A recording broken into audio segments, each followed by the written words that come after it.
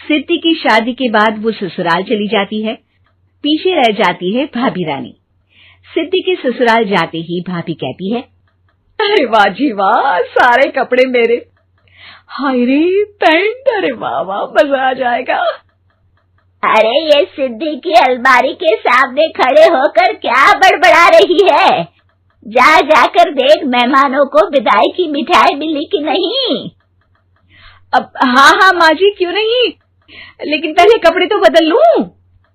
अब रानी आ जाती है सिद्धि के उन कपड़ों में जो वो ससुराल जाने से पहले घर छोड़ जाती है।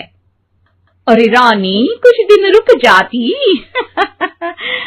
अरे ये तो सिद्धि बिटिया को मैंने ही दिया था, बड़ा ही फबता था उस पर, तुझ पर तो कुछ खास नहीं लग रहा। अब वो ना मेरे सारे कपड़े गीले थे तो सोचा पहन लूं। वैसे भी सिद्धि को कौन सा भी पुराने आउटडेटेड कपड़ों को पहनना है। वैसे भी ये सूट तो मैंने तभी पहना था, वैसे खास है भी नहीं ये। हाँ ठीक है, लेकिन ना मेरी सिद्धि पर तो जमता था। सारे मेहमान चले जाते हैं और सिद्धि ससुराल से मायके पहली बार आती है। अपना घर, अपना कमरा, अपनी अलमारी। ये बोलकर जैसे ही सिद्धि अलमारी खोलती है तो सामने उसके कपड़ों की जगह कुछ और ही रखा होता है। माँ, ओ माँ, जरा कमरे में तो आना। सास और रानी वहां पहुंच जाते हैं। रानी ने पहनी होती है सिद्धि की जींस और टी शर्ट। अरे भाभी, ये क्या? ये तो मेरी बड़ी ही महंगी टी शर्ट है, इसे आपने घर में क्यों पहनी है?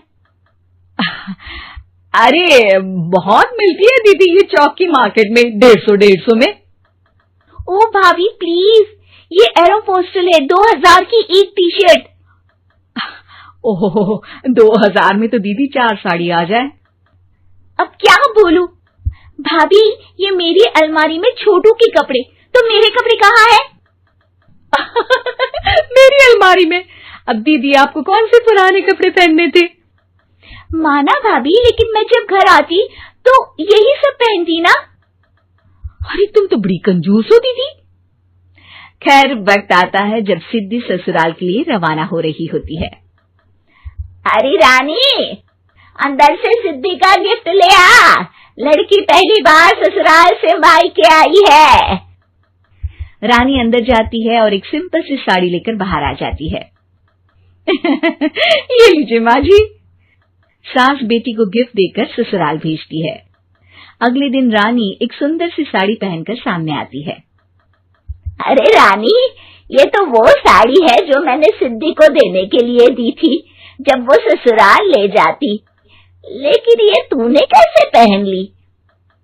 अरे माँ जी, ये साड़ी तो मुझे बहुत पहले से ही पसंद थी, लेकिन चिंता ना करिए, मैंने सिद्धि के लिए भी अच्छी सी साड़ी दी है। हाँ। तभी सिद्धि का फोन आता है। क्या माँ, कुछ अच्छा तो दिया होता ससुराल ले जाने के लिए। अरे पहले दिखा दिया होता। ये चमकते हुए पैकेट में नौकरानी वाली साड़ी मत दिया करो माँ। अरे बेटे, वो तेरी भाभी ने ना गलती से उससे पैकेट बदल गया। हाँ, मैं कल ही तेरे भाई के हाथ से तेरा वाला पैकेट भेज दूंगी। अरे रहने दो माँ, आई एम श्योर भाभी ने अभी वही साड़ी पहनी होगी जो तुमने मेरे लिए रखी थी। तुम तो समझ नहीं पाई उनको। खैर छोड़ो, मैं ज्यादा बोलती अच्छी नहीं लगती, रहने दो, आपको उन्हीं के साथ रहना है, फिर बात करेंगे। सास को रानी पर गुस्सा आ जाता है। वो उसके कमरे में जाती है जहाँ वो शादी का एल्बम देख रही होती है। रानी, मार्केट जाकर एक ऐसी ही साड़ी लेकर आ, कल प्रतीक जाकर सिद्धि के घर दे आएगा। एक दिन सिद्धि का फोन आता है। माँ, मेरी सास ने आप सबको खाने पर बुलाया है। सारे लोग सिद्धि के ससुराल पहुंचते हैं।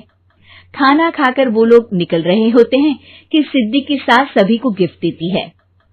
अरे बहन जी, बेटी के घर का खाना खा लिया, यही बहुत है, जो आप ऊपर से गिफ्ट भी दे रही हैं। अरे बहन जी, आप भी कहाँ इन बातों पर विश्वास कर रही हैं। सास सभी को गिफ्ट देती है, लेकिन रानी को जो साड़ी देती है वो अजीब सी हरे रंग की, लाल रंग की बड़ी छाप वाली होती है। अरे छी, ये कौन पहनेगा? सासू माँ को तो जरी वाली इतनी सुंदर, और मेरे लिए ये नौकरानी वाली। अरे भाभी, दरअसल मैं जब भी घर आती थी आप वापसी में ऐसी ही साड़ी देती थी ना, तो माँ ने सोचा कि आपको आपकी पसंद की ही साड़ी क्यों ना दी जाए। बेचारी रानी, बोलती भी तो क्या। सिद्धि और सास रानी का चेहरा देखकर हंसने लगती है, तो रानी समझ जाती है कि अपने ही बिछाए जाल में वो फंस चुकी है।